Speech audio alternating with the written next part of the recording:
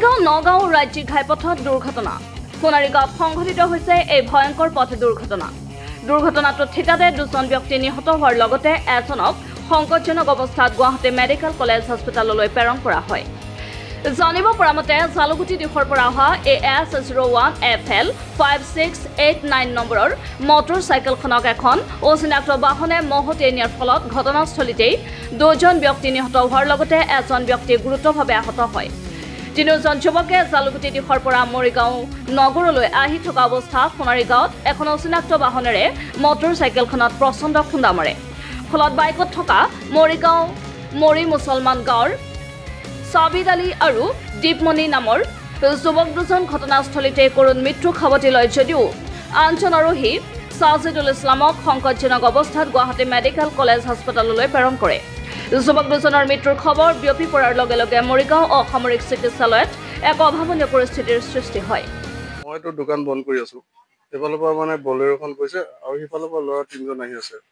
আহি একদম মানে ধাক উঠিছে মই বোলো কি হ'ল গৈ পেলাই চাইছো যে দুফালে দুটা পৰি আছে আৰু এফালে তলত এটা পৰি আছে তাৰমানে দুটা মগজ চগজ ওলাই গৈছে আৰু ইটো অলপ ফলক জলক গৈছে তাৰপিছত 102 ফোন মাৰিছো পুলিচক ফোন মাৰিছো ইমানেই ঘটনা কেইজন ডেথ হৈছে বুলি গম পাইছে আপুনি দুজন লগে লগে ডেথ ঠিক ওলাই গৈছে তাৰপিছত এজন মানে নাকে ঘৰ কৈ আছে কি গাড়ীয়ে মাৰিছিলে বলেৰো বিশেষ প্ৰতিবেদক ৰিপৰ্ট এম লাইভ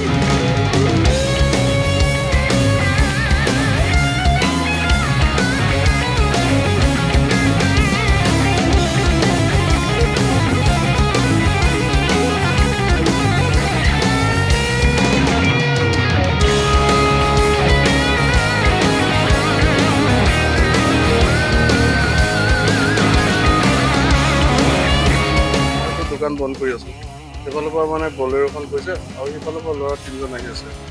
আহি একদম মানে ধাক উঠিছে মই বোলো কি হ'ল গৈ পেলাই চাইছো যে দুফালে দুটা পৰি আছে আৰু এফালে তলত দুটা পৰি আছে